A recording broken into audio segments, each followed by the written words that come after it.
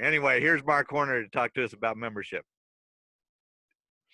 Good morning, Rotarians. Wow, it's great to see so many friends out there in the audience. I think Kathy Ruhoff, seeing you, I think you were the last Rotarian I had a face-to-face actual conversation with that wasn't virtual over a computer screen. So it's really great to be here today. You know, things are changing drastically and quickly, and you guys are going to have a lot of opportunities for change inside your Rotary clubs this year. We want to talk about making your club stronger, more attractive. So we're going to start with a little video here. Let me make sure I got the sound turned on. And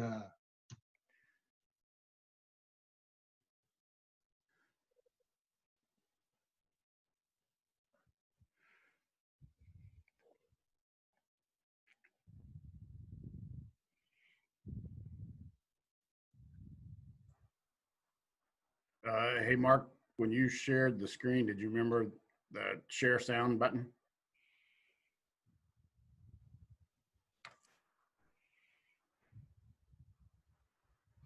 up.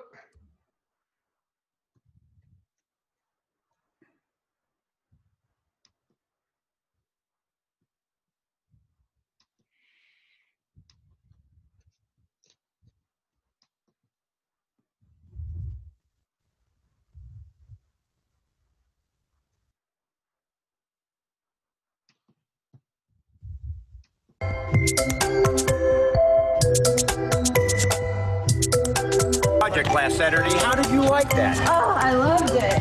It was so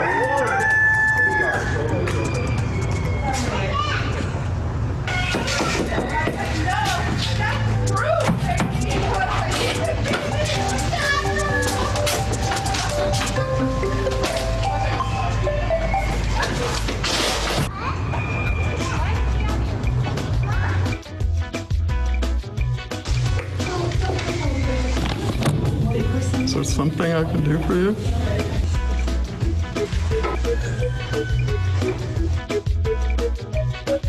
Oh, hi.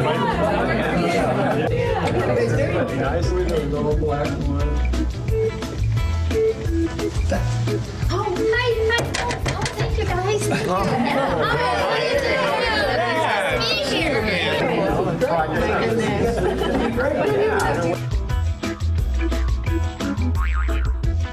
And crashing our little private party. Just kidding, buddy. We have William Bilobin back. Actually, it's Bill Ballenbeck. Well, you know, with a name like that, you need an instruction manual. Am I right? Am I right? Yeah. Oh, and well, it says right here that Bill is an attorney. That's just what we need, right? Yeah. Another attorney telling us what to do. Yeah, actually, I do probate law. That's all right. Sit down, Bill. If we let this guy keep going, we'll be here all night. Am I right? Am I right?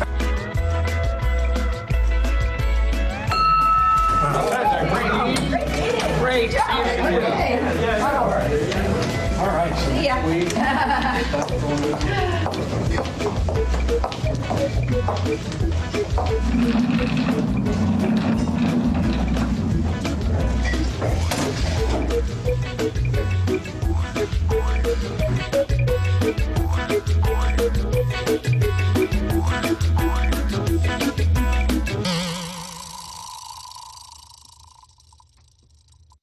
Boy, poor Bill.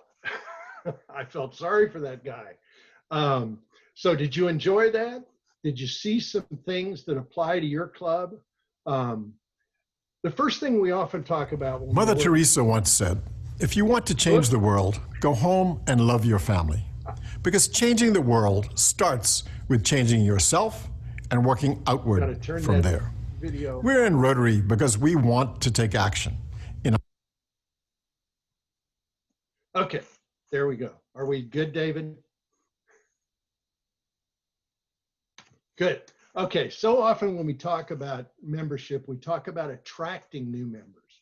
But I'd like to focus today on how we can make our clubs more attractive and how we can showcase our clubs in the best possible light. So what is attraction and how do we make our clubs more attractive? So according to the dictionary, there's a few definitions of attraction I'd like to use today. Attraction, a place which draws visitors by providing something of interest and a quality or feature that evokes interest or a liking.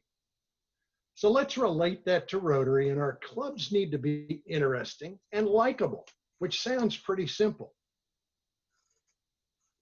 What is attraction? Do you have a likable, welcoming meeting place?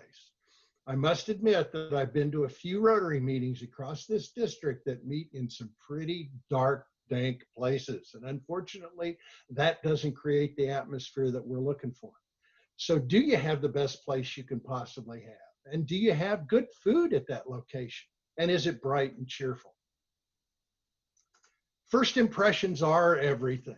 They really are. I don't know how many clubs that I visited over the course of the years, not just as district governor, but also in other roles, where I got there before anybody else. Or maybe there were a few people there, but nobody came over to find out why I was there or who I was or what I was doing.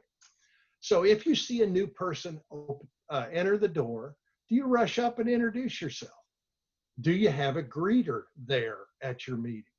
And are they friendly and welcoming?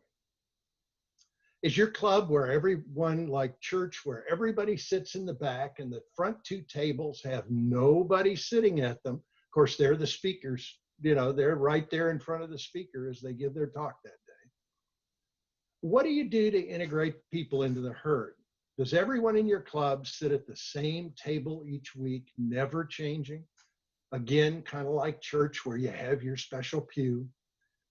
Are the speakers sitting up at a table alone? I've had that where I'm the only person sitting there. Maybe the club president sits down with me for a while. Or do you set new members with a greeter or somebody to introduce them to friendly people and make introductions all around the table? And introductions are critical in terms, you need to ask some questions to those people when they come to visit and introduce them properly to not only the entire club, but the people at the table. My last name seems to provide people with a problem. I get introduced as Mark Warner or Mark Homer more often than I'd care to remember. Give them a first-class introduction to your club. Make them feel like a rock star. And it never hurts to say goodbye and to do it properly with people. The janitor, as in the case of Bill's situation, should not be the last person they see. Somebody should walk them to the door, shake hands with them, get their contact information, and invite them back to the club via email, a phone call, or even sending them a postcard. Another thing, when I invite a guest, I always try and make sure that they have a membership packet in their hands when they leave. Make them feel important. This is certainly not the way we want to try and attract people into our Rotary clubs. Now it's time to have a little discussion so that I'm not the only one talking here. So how can you make your club more attractive? What things do you want to do? And everybody out there I know has something that happens in their club that you don't particularly like. Well, now is the best opportunity you're ever going to have to change that. When I became president of my Rotary Club in 2011, every year before that, since I'd been a Rotarian, we had one of those front tables that faced up out at the club from 2 feet higher on a dais than everybody else in the room. And the first thing I did, my first meeting that year, was to get rid of that. So what we're going to do is I want you to raise your hand the old-fashioned way, and David will keep his eye out to see who's available so that we can unmute you. And you can, by the way, unmute yourself to speak by rolling your cursor over your face, and you'll notice the unmute button. So when you're called upon, please give us your name and your club. Tell us what it is that you plan to change or things that you'd like to see changed in your club, or ask for advice from other members of the group. And you can also, if you don't want to ask the question, you can write it in the chat box and we can share it with the group. So we're going to spend the next 10 minutes or so working on this. Hey, Mark, can you stop your screen share to make it easier to? Yeah, no problem. Think Now I know where that button is. we have Jim from Lee Summit. Hey, Jim, how are you? Again, it's been a few weeks. You were down at the club not too long ago as well. I think my biggest question that goes through this is there seems to be a scenario, well, that's the way we've always done it. Does anybody have any ideas of how to I'll use the term senior population, meaning people that have been in the club the longest, to get past the ideal of what we did 25 years ago is still viable today? Recommendations aspect. I hear birds. Jim, that's one of the toughest things there is in any club. I won't tell you that there wasn't pushback from getting rid of the head table idea. I will also tell you that I started the meeting without the Pledge of Allegiance. I don't remember that it was intentional, but it was an oversight. And at the end of the meeting, one of the old past presidents jumped up out of his seat and said, "You forgot the Pledge of Allegiance." So I'm not going to tell you that's an easy thing to do. But has anybody else made changes inside their club or seen changes made?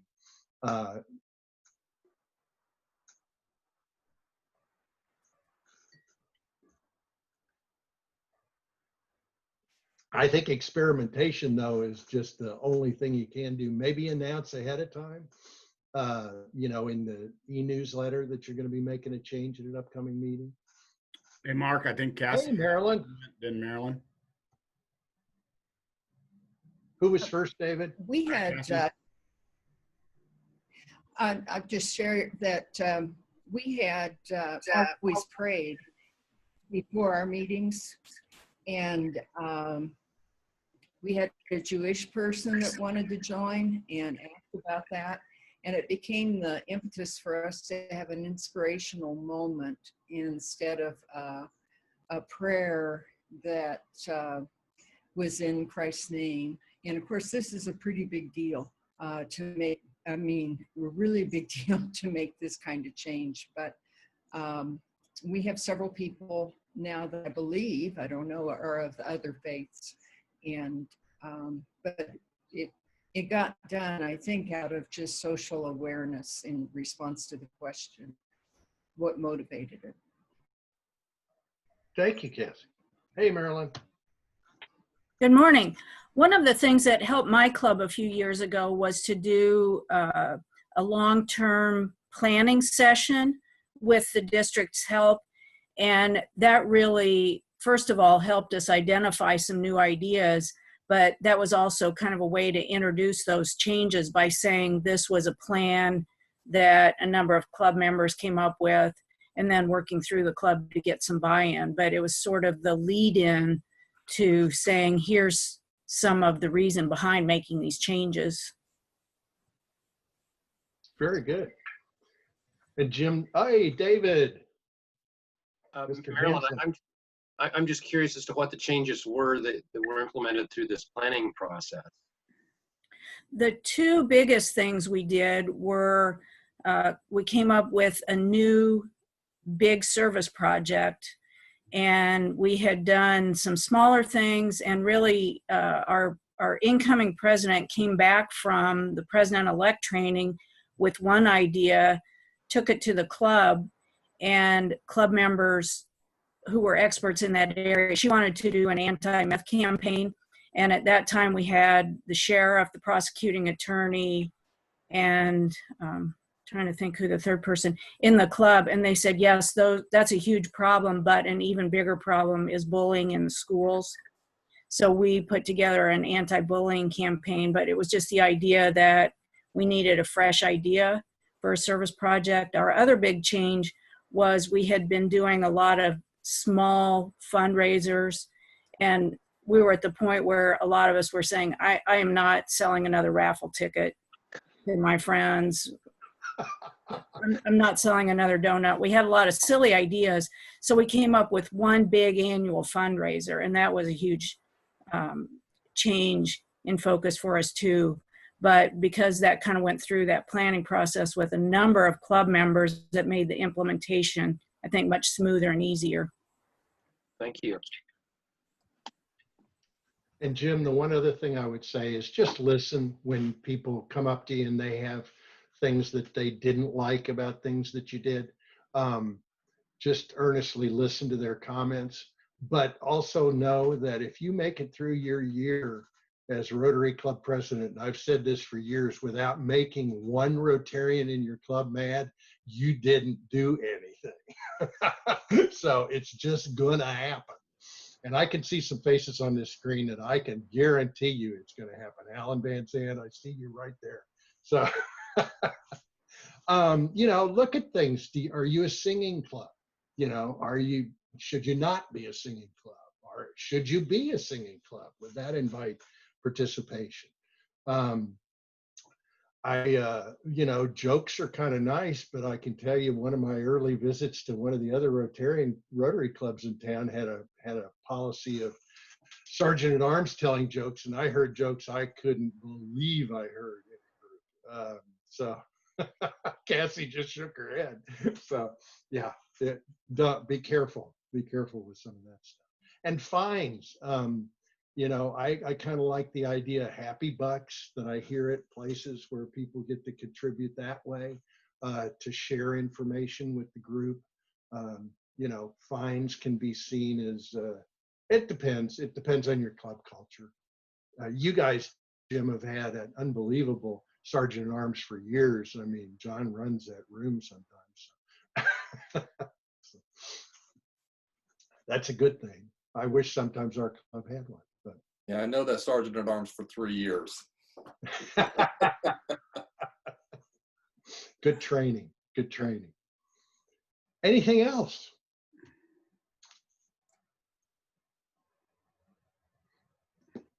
Cassie shared one here, and this is interesting. She said when she was president, there had been a sweetheart breakfast since its beginning.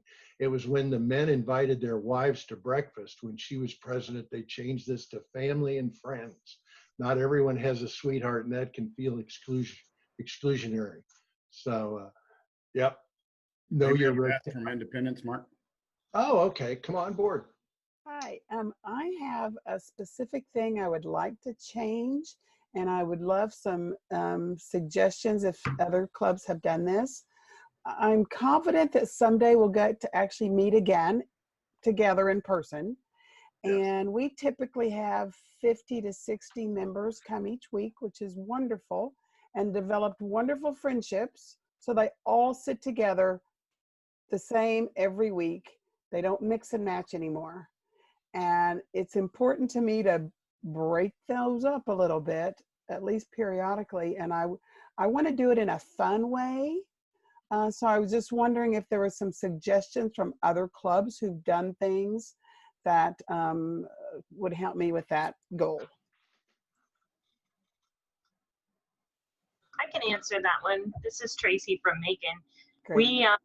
We did a mixer, mixed it up, and had our membership chair work on some little numbers, and you picked a number, and your number was associated with your seat that week.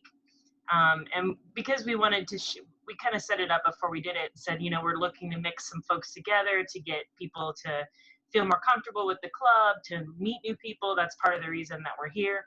And it worked really well. It forced people out of that comfort zone of sitting by the same people every day. Great, thank you. Very nice.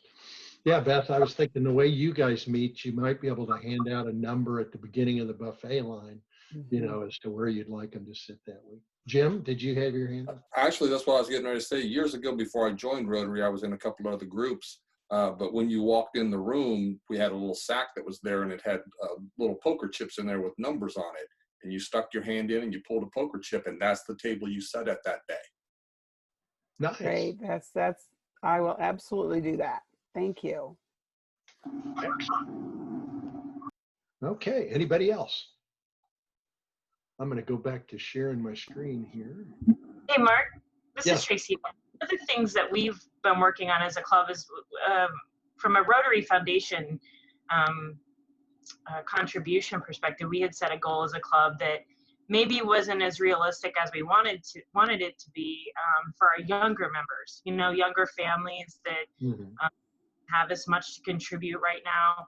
How have clubs dealt with that in this process of engaging the younger membership as far as the foundation contributions go? Because we wanted to go with the 100% club goal, and that I don't think that that's realistic for us. So we're trying to adjust our goal to, you know, to have anyone that wants to contribute what they can, versus the goal of having 100% Paul Harris right now.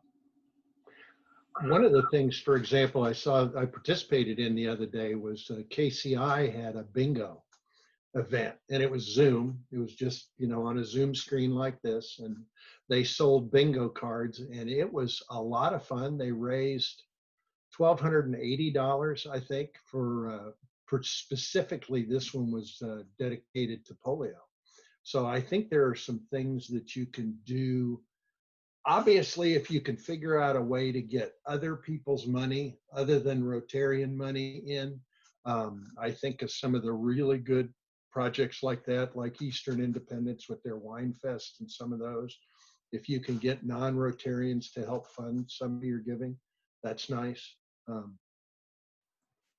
And then you just report that back as a club when you contribute it, and you divide it by the members in the club. Say, for example, it's a younger family and we want to go set the Paul Harris, then if we could, from Shrimp Fest, right? We do Shrimp Fest, and we take those and contribute that back. So maybe do another major push to have the community help us get those younger folks there too.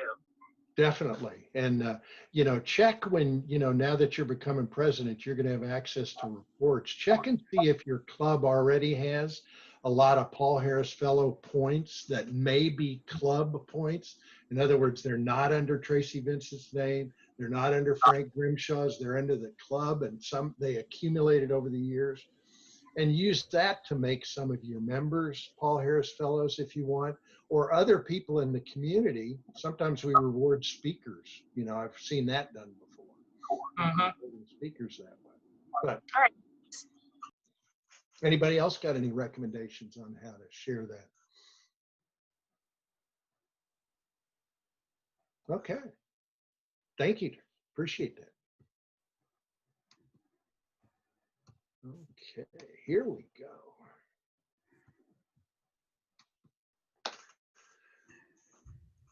Okay, can everybody see the slides again? I assume so. So, good deal. Excellent. So, let's go on to the next one. Now we're going to talk about engagement strategies. I mean, we want members to join our clubs. We certainly want them to stay. You know, however, nobody knows what's going to happen when we come back and come out of this COVID situation as we are right now.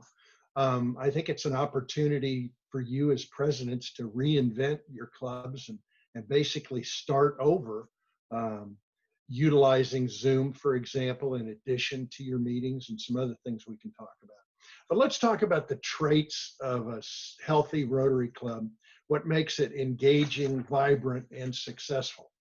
First, we want to look at some data, okay?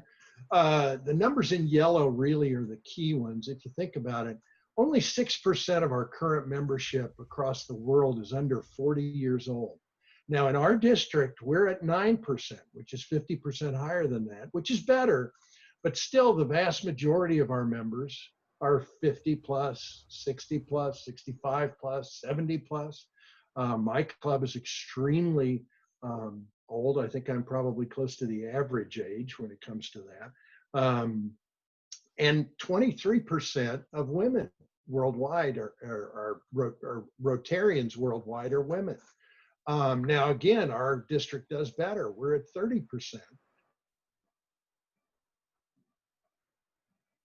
So we can do better than that. And notice that 1.2 million Rotarians number has been around for a long, long time. And it really hasn't changed, I think, as Don pointed out, for the last 15 years. But the geographies of where Rotarians live certainly have changed. North America, the United Kingdom, and Australia, Rotarian numbers have decreased significantly. Now Europe and Japan have pretty much stabilized, but the growth for Rotary has come from South America, Africa, and certainly from Asia. Now let's talk about the 5 traits of a vibrant and growing club, because we do need to grow, not just for the numbers and the sake of numbers, but to increase our impact in our communities and the world. And service is still the key to being a Rotarian. And I think in Holger, through Don, was talking about the fact that we need to be careful in who we go approach to join our Rotary clubs. Are they people with a heart for service that are going to appreciate that that is our #1 goal? Now, a couple of other things that I think we need to remember as core values of Rotary is fellowship. Service is key, but fellowship is also important. And think about that in your community now. People have been locked up, okay, inside their homes for the last 2 months in an awful lot of cases. A lot of us are working from home. Unfortunately, a lot of us aren't even able to work right now. I think the opportunities for Rotary going forward in our communities to offer a sense of community, #1, but to also offer a sense of fellowship. Because even though we're virtually meeting today and not meeting in face-to-face, we are still meeting today and sharing ideas and being together. And that has been a real savior, I know, for me during this COVID-19 crisis. We need to engage members. So how do we do it? Let's talk about the 3 reasons that people join Rotary. Now, the 3rd reason is that people are looking for leadership experiences and professional development opportunities. And this is something particularly important to millennials and young people. So do you offer speakers that offer the training? Do you send people in your club or promote going to RLI, for example, Rotary Leadership Institute? Do you promote people attending the REAL conference in August, where they actually can learn more things about Rotary? Do you promote attending the Zones meeting or the international meeting? In other words, educate your club about Rotary and what we have to offer. There's a tremendous opportunity for mentoring in Rotary between our older generation of membership and these new younger members. So remember to engage people through leadership experiences and professional development. The #2 reason people join is to participate in social events.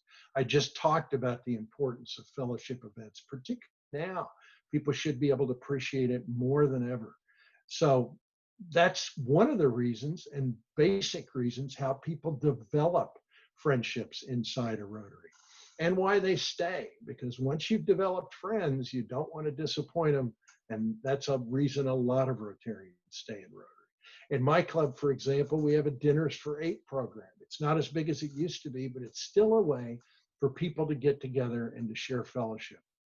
But the #1 reason that people join Rotary is through service projects, okay? So what are you doing now that everybody's sheltered at home?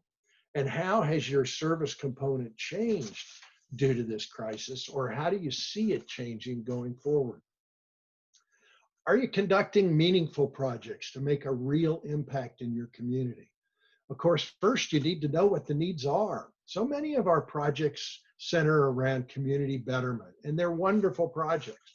I've seen wonderful new city signs built with Rotary District grants. I've seen great improvements in parks with Rotary District grants. I've seen downtown beautification projects that really help the people in the community appreciate their community more. But there's also some real needs out in your community that I think Rotary can help solve and that you can help bring to fruition. Survey your community with community needs assessment and talk to those who would know about the greatest needs. Some of them are members of your club. Ask the school administrators, ask the chamber directors, pastors in your community, etc., what they think the needs are and where can Rotary as a community-based club contribute. And ask, last but not least in that area, ask your club members what their passions are. What are they most likely to champion? What are they most likely to buy into? Don't make them go outside your Rotary club to find value in their commitments. So bring it to them. Bring those things into your Rotary Club. In addition, work to build awareness. Kirby did a wonderful job talking about public image. We do a great job in our district. We have advanced that ball way down the field over the last several years. Our website is phenomenal. I hope you all got the opportunity to read the new newsletter that just went out this week. I think it was great. We're doing a fabulous job on that kind of stuff, but do that at your club level as well. Some of you have media that's available to you in the local newspaper and the local TV station or radio to promote Rotary. All of you have social media opportunities, whether it's Facebook, Instagram, Twitter, Snapchat, WhatsApp, use them all. And if you partner with other organizations, try and use their media outlet as well. So get your information on their website, or on their Facebook page when you're partnering with them. But whatever you do, publicize and promote your events and activities. But most importantly, try new ideas. Change your meetings up, meet at a different time. I know some of the fifth day of the week clubs, the fifth Tuesday, fifth Thursday, fifth Wednesday, they'll actually have a social event in the evening instead of their normal lunch meeting. Try meeting at a member's location and take a tour of their business or their home. Our club has done firesides several times a year at members' businesses or homes. I've been to David's business, for example, and seen that. I think it's a great way to learn more about people and connect. Can you meet less often? You only have to meet twice a month now under the Rotary guidelines. So maybe that's a good answer, or at least offer it as an option. Family included. That was one of President Marc Maloney's big thing, was to have our families involved. Bowling, game nights, trivia nights, or just a happy hour. I've been to a few Plaza virtual happy hours lately. Rethink your policies and how you meet. I think that Zoom has a tremendous opportunity going forward for all of you, even when we're meeting face to face, to do two things. Number one, to bring those Rotarians to the meeting who can't be there. You're going to have older members. You've got snowbirds that head south in the wintertime. You've got people for one reason or another that can't be there during the meeting time that week. Use Zoom, use Facebook Live as a way for them to connect with the meeting. And number two, it allows you to bring in speakers from anywhere in the world. And think about that. I mean, I've seen all the past Rotary presidents speak over the last 2 months at various different things. They're really good. John Germ jumped up to address just our club. They're more than willing to speak to your clubs if they don't have to travel to get to them. So I put out a list of, I think it was 8 different speakers, and sent them out to you and your presidents that are available via virtual meetings. A lot of the rural clubs, I would recommend that you involve Marc, who works for the University of Missouri promoting rural broadband initiatives, because I know that that's going to be helpful if you're going forward with Zoom. But look at your dues structure too, not just how you meet. How can you change it to make your club more affordable? How are you going to help some of your Rotarians if they're falling on hard financial times? Can you take a meal cost out of their dues? Can you give some members a pass until they get on their feet? One of our clubs in our district had some reserves and agreed they are not going to charge dues for their members in July of this year. But they had reserves. They're in that position. You may not be. So we talked earlier about why people join Rotary, but why do they leave clubs?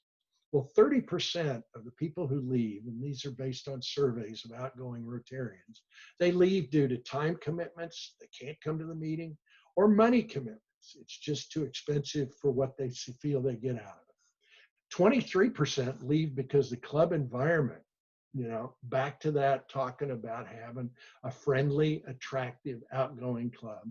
And 19% leave because of unmet expectations. Now, those are all problems we can solve.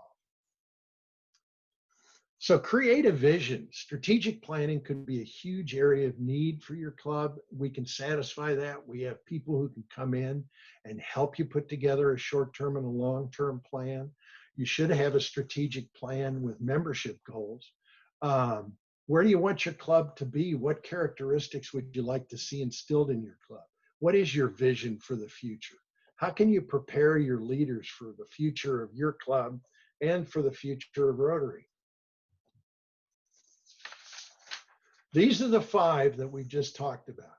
Engaging members, conducting meaningful projects, and believe me, if the community sees you doing things in the community that matter to them, you won't have membership issues. Build awareness through social media and other channels.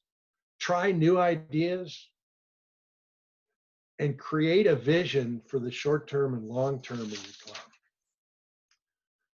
So what's your takeaway going to be to develop an action plan to make your club more engaging, more successful, and more vibrant?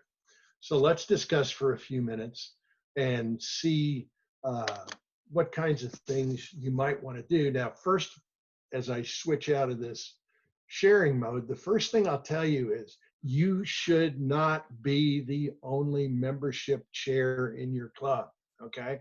And don't make your membership chair be the only membership chair in your club. President Marc Maloney, that I served with this year, had a great idea in creating a 5-person membership committee, because that way you've got a bunch of people. Don't make it only your responsibility. So, David, can you see everybody now? Yes, you should be able to Good to go. So, hey, Kim Lesage joined us.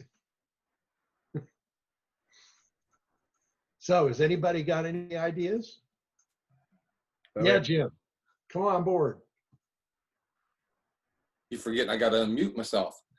Maybe 2 things that are out there that I kind of see in that aspect. I'll start with one where we talked about changing that vision aspect. A couple of years ago when Pete Peoples was the president here in leadership, or with Lee Summit Sunrise, we went back through and we had a 2-week scenario where we ran an AI, appreciative inquiry process, that we updated all of our vision statements and all of our outlooks as to what we as a club wanted to go with for the future, because we knew that what was there for 25 years ago was not viable in today's society. So that was a nice way to get the entire club engaged in coming up with what those goals and ideas of our vision were going to be. The second part on this that I noticed during a lot of these slides when we talked about that public image, only in the very last slide did I see anybody with anything that said Rotary, as far as a t-shirt or a hat or anything. What are we doing maybe as a 60-40 in being able to find ways to enhance that capability of getting things, hats, shirts, things of that nature out to clubs, or in some other option of purchasing such things that we can get those shirts and put on when we got a big activity coming up here in June with our grant project, and you know, at some point in time throughout that process, there's going to be 75 to 100 people that are going to be involved. And I don't know of anybody that has any type of, other than our badges, identification that we're Rotary.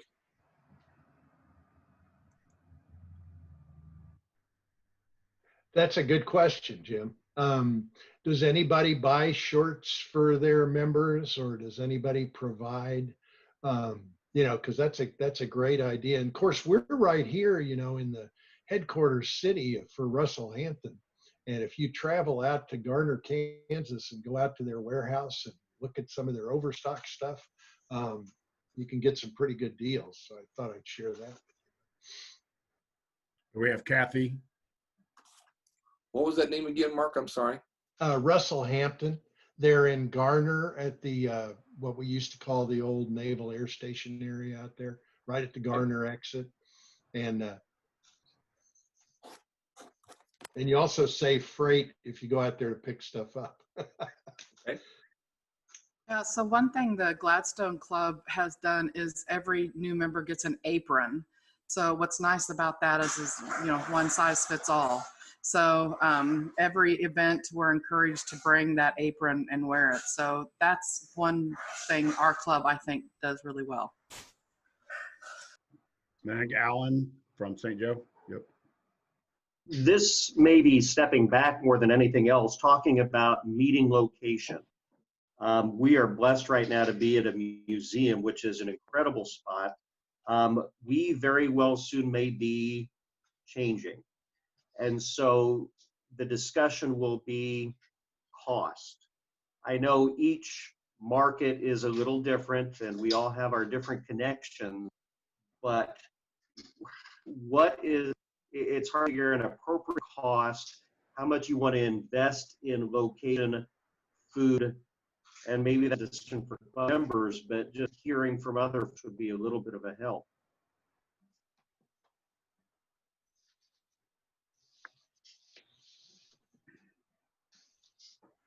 That's a good one, isn't it?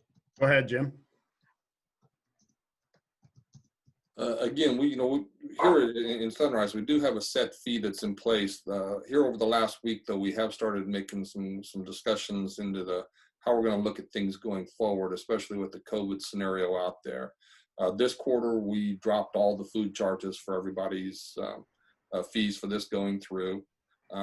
We've made arrangements with our food provider as well as the Gamber Center to ensure that we're not being charged for funds of things that we're not receiving. So that kind of helps.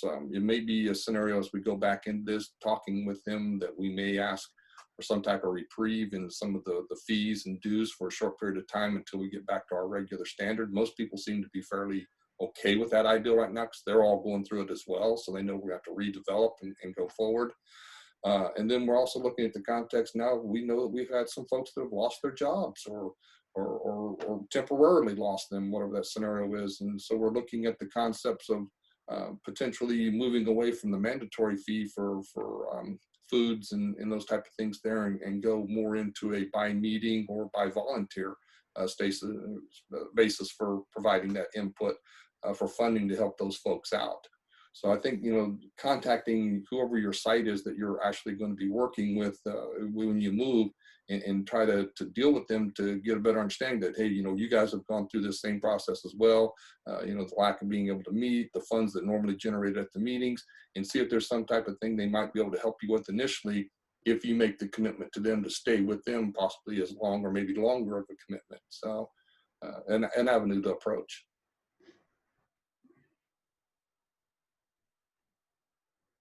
Thank you. Jacob, go ahead. Morning, everybody.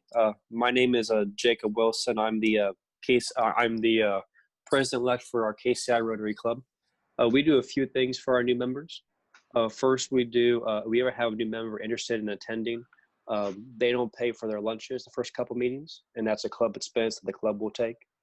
Also, what we do is we do have a new membership committee. We have a chair, but she has about 3 or 4 different individuals. So kind of like what Mark was saying, we have a team. And the last thing we do is whenever we have somebody who wants to join, someone who's committed, we have what's called a new membership orientation. It's about a 30-minute program. I think we do the third Wednesday of every single month. Our new member lead goes through everything from the club's history to Rotary International's history to our club specifically. So at that point, the new member knows who we donate to, our service projects, but also our new members know our expectations. So we could definitely ask people. We look for people, of course, that are very service oriented and want to contribute, and we make those expectations open up front. And also at that point, whenever the new member does officially join, they do have what's called a sponsor. And that person will either be one of the new membership teams, or that might be another person in the club who they know, just so they can someone help them show the ropes. So I think that's definitely, all that stuff's kind of newer over the past couple of years. And we are seeing, I think, some good new member retention from it. And it's been working for us so far. Very nice. Thank you, Jacob. That was a lot of fun last week on your bingo night. That was. I was very curious to see how that was going to go, because, I mean, we all know moving forward, I think fundraising is going to be a challenge this next year. just for our club, we our main event's a golf tournament. Usually we do it in July. This year we have it planned in September, and September feels so far away, but I'm not sure what's going to happen by then. So I think that was a good test to see if we're trying to do different fundraising events via Zoom. And, Lynn did a great job, and I think the first one's always the hardest. So we're definitely looking at using that platform more in the future for this next year also. It does not hurt if you're willing as president to wear a funny wig and hat every once in a while. Yeah, I wasn't expecting people not to realize that until. But yeah, it was like I think it's at $1,200 you raised for polio, and we had a mix of people donate. Also, we allow people to pay via on their bills, and we had we had over 100 people, so it was more than we could do at our normal event. So it was a good crowd. Very nice. Well, I don't want to get into the next presenter's time frame here, so let me show you something really quick. I'm going to go back to sharing my screen. And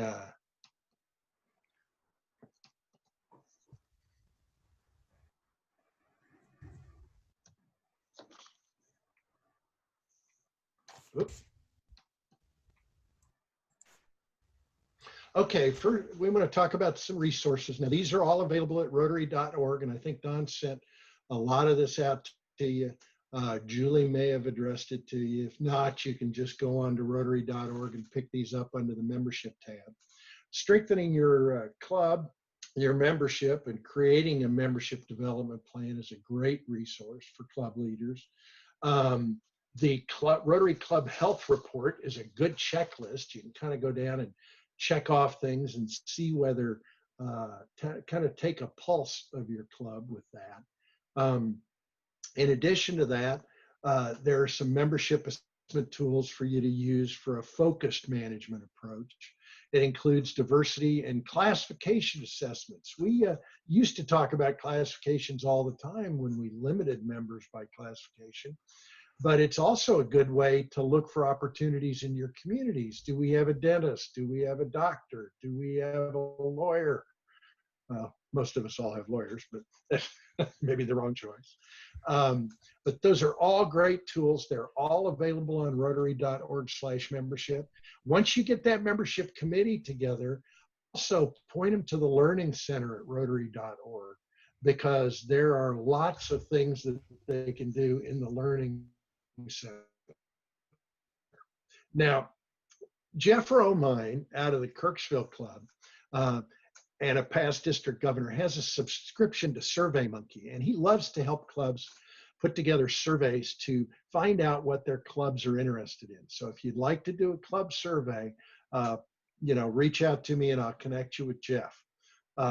Last but not least, I want to talk about promoting the virtual convention. You notice I just closed my camera so that you can see the virtual convention date of June 20th to 26th. They're mostly morning sessions, inspirational stuff, promoted to your club. Some of the high points versus being in Honolulu, and there's not a lot of high points sitting in your office at home versus being in Honolulu, but there's no walking between events required. There's no cabs to have to hail, and there's no tipping required. So I just thought I'd share that. Thank you all very much. I'm going to turn it back over to Don.